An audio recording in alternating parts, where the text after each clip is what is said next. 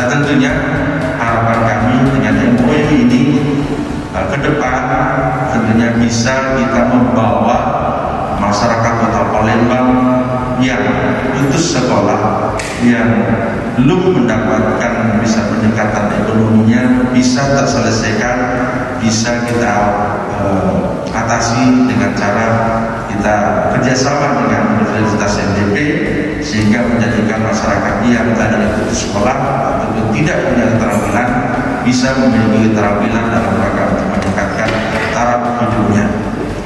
Dengan taraf hidup yang meningkat, insya Allah dengan pengangguran yang